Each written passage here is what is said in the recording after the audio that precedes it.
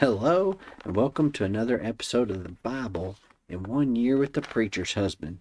Today we're going through 1 Kings chapter 15, verse 25 through chapter 16, verse 34. We're also going to do 2 Chronicles chapter 17. Tomorrow we're going through 1 Kings chapter 17 through 19. Now, this is basically a walk down memory lane with a list of kings of Israel, and then we'll talk about one of the kings of Judah soon. Now, these kings were basically the kings in Israel during the reign of King Asa of Judah. So the first one is King Nadab here. He was the son of Jeroboam. Since Jeroboam's dead, now his son is ruling. This guy was evil. He was evil in the eyes of the Lord. He was only the king for 2 years, and he was killed by this guy named Baasha. And Baasha was the son of Ahijah of the house of Issachar. So just so you know, Baasha basically took down the king. So I guess it was one of those you keep what you kill moments. So you kill the king, you get to be the king. There was a trend of this in Israel. It happened a lot. And this was just one of those times. He struck down the king, he became the king. So here he was. He was self-appointed because he killed the king, so he took him. He killed everyone in Jeroboam's house as well, just like the prophecy said in chapter 14 of 1 Kings. So if you want to look that up, that's 1 Kings 14, verses 10 through 11, and also verse 14.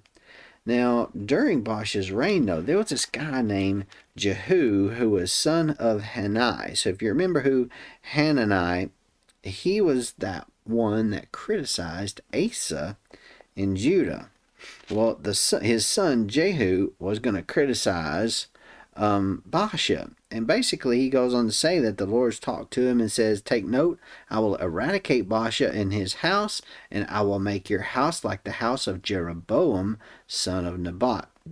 Now, Jeroboam's house was eradicated. So he's saying that Baasha's house is also going to get eradicated, just like Jeroboam's house.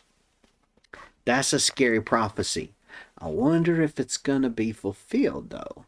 So after Baasha was King Elah, he was the son of Baasha, and he was only king for 2 years, and this guy Zimri conspired to kill him, and while he was getting drunk, Zimri killed him. He went down.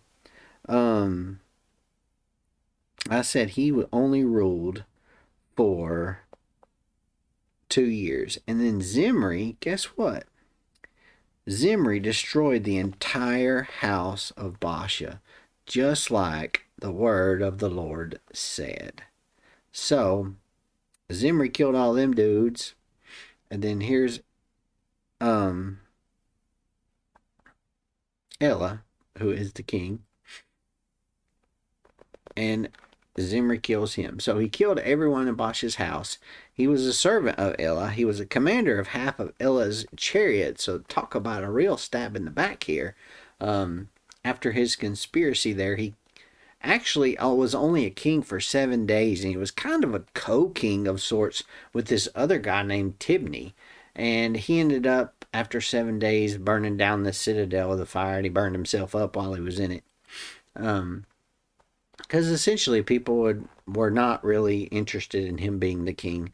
Half the people wanted Tibni to be the king, but the other half wanted this guy named Omri to be the king. So King Tibni, he was the son of Ganath. Like I said, he co-reigned with Zimri, and half the people wanted him as king of Israel, but the other half didn't. Well, the half that was with Omri proved to be a lot stronger than Tibni's group, so eventually Omri won out and became the king of Israel. And during his reign, he purchased the hill of Samaria for 2 talents of silver, named it Samaria, but he worshipped Jeroboam's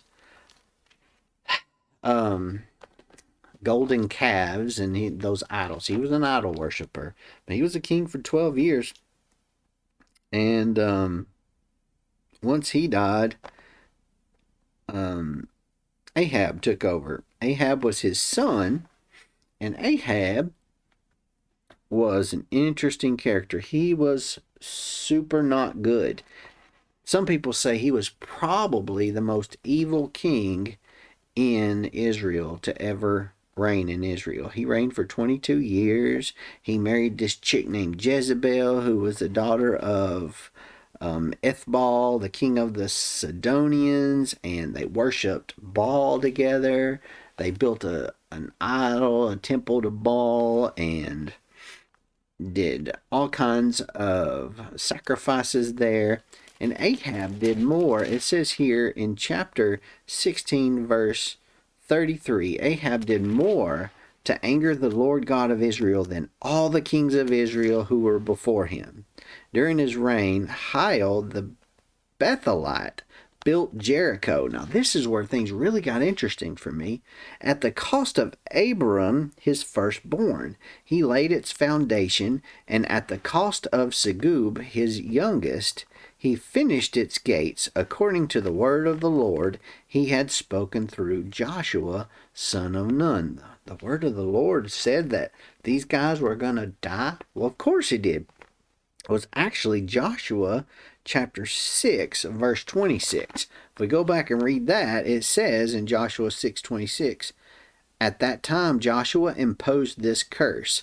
The man who undertakes the rebuilding of this city, Jericho, is cursed before the Lord.